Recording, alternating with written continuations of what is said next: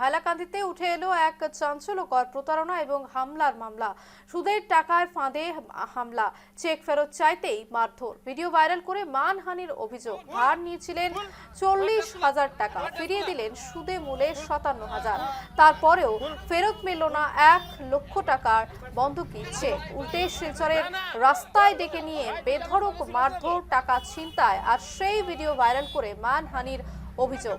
যে খবর উঠে আসছে হাইলাকান্দি থেকে, ভয়ঙ্কর ঘটনা এবং হাইলাকান্দিতে চাঞ্চল্যকর প্রতারণা এবং হামলার মামলা। সুদের টাকার ফাঁদে হামলা এবং চেক ফেরত চাইতেই মারধর।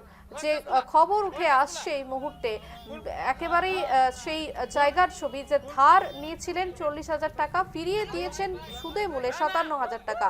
কিন্তু তারপরেও কিন্তু যে 1 লক্ষ টাকার চেক বন্ধক রাখা হয়েছিল, সেই চেক ফেরত পাওয়া গেল না। উল্টে শিলচরের রাস্তায় ডেকে নিয়ে বেধড়ক মারধর, টাকা ছিনতাই আর সেই ভিডিও ভাইরাল করে মানহানির অভিযোগ।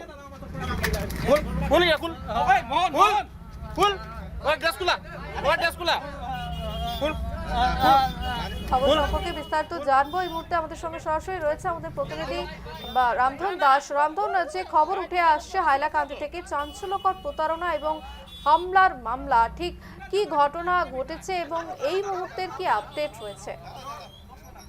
নিশ্চিতভাবে রূপালী, দেখো হাইলাকান্দির এক যুবক এক প্রকার চাঞ্চল্যর বা প্রতারণার ফাঁদে পড়েছেন। কারণ তিনি এক ভদ্র মহিলার কাছ থেকে প্রায় 40,000 টাকা ধার করে নিয়েছিলেন গত বছরে, এবং সেই ধারের সুদের হার ছিল 5%। কিন্তু সেই অর্থ তিনি যদিও সম্পূর্ণভাবে সুদে এবং মূলে তিনি ফেরত দিয়েছেন প্রায় 57,000 টাকা। কিন্তু সেই টাকা ফেরত পেয়েও সেই যে ভদ্র মহিলা, অর্থাৎ তিনি শিলচরের পিডব্লিউডি অফিসে কর্মরত এবং তার নাম হচ্ছে লিপি রানী পাল, এবং তার বিরুদ্ধে এবার চাঞ্চল্যকর অভিযোগ উত্থাপন করা হয়েছে। সঞ্জীবন নামের এক যুবক হাইলাকান্দির, যিনি গত বছরে তার কাছ থেকে 40,000 টাকা ধার করে নিয়েছিলেন।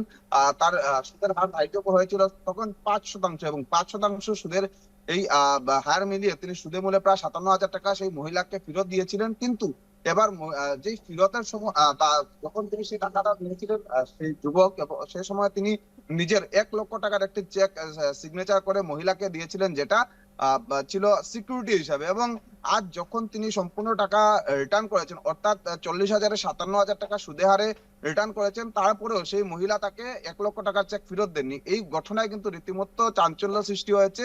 যখন তিনি চেক নিতে শিলচরে পৌঁছান, সে শিলচরে পৌঁছানোর পর কিন্তু তাকে এক জায়গায় রেখে তাকে অন্য অভিযোগ তোলা হয়েছে তার উপর, এবং তাকে রীতিমতো মারধর করা হয়েছে শিলচরের মাঝপথেই। এবং এই ঘটনায় রীতিমতো খুব উগরে দিয়েছেন এবার এই সঞ্জীবন নামে। এখনো পর্যন্ত নেওয়া হয়েছে পুলিশের তরফ থেকে কোনো পদক্ষেপ নেওয়া হয়েছে এখনো পর্যন্ত? দেখো রূপালী, এই ঘটনার পর যিনি সঞ্জীবন নামের যুবক, তিনি শিলচরের তারাপুর রাঙ্গিরখাড়ি থানায় একটি এজাহার দিয়েছেন মহিলাকে উল্লেখ করে, এবং তার সঙ্গে যে যে ঘটনা হয়েছে সেই সম্পূর্ণ বিস্তারিত তথ্য তিনি তুলে ধরেছেন। এবং তিনি আশা করছেন যে প্রশাসন নিশ্চয়ই তার বিরুদ্ধে বা যারা এই ঘটনায় লিপ্ত হয়েছিলেন তাদের বিরুদ্ধে ব্যবস্থা গ্রহণ করবে। কিন্তু আরেকটা কথা উল্লেখ করতে হবে রূপালী, দেখো একজন সরকারি কর্মচারী, অর্থাৎ যারা সুদের কারবার বা সুদের ব্যবসা চালান, তাদের বিরুদ্ধে সরকার অনেক সচেতন একটা প্রচেষ্টা চালিয়েছিল। সরকার তাদের বিরুদ্ধে অভিযান চালিয়েছিল, কিন্তু দেখা যায় এবার সরকারি কর্মচারীও শিলচরে বসে এ ধরনের সুদের কারবার করছে, এবং যেখানে 5% সুদে টাকা নিয়েছিলেন তিনি 40,000, সেই জায়গা তাকে এবার প্রতারণা করে সেটাকে 15% বলা হচ্ছে। এবং এই যুবককে রীতিমতো তার মানহানি করার চেষ্টা হয়েছে, সেখানে তাকে মানহানি করা হয়েছে, মারধর করা হয়েছে। এবং এবার রীতিমতো তিনি নিজের বাসভবনে বসে সাংবাদিক সম্মেলন করে 2 জেলা প্রশাসন সহ মহামহিম আদালতের দৃষ্টি আকর্ষণ করছেন, যাতে যারা দোষী রয়েছে তাদের বিরুদ্ধে ব্যবস্থা গ্রহণ করা হয়। রূপালী, একেবারে এবার প্রশাসনের তরফ থেকে আর কি কি পদক্ষেপ নেওয়া হয় সেদিকে আমাদের নজর থাকছে। আপাতত ধন্যবাদ রামধন।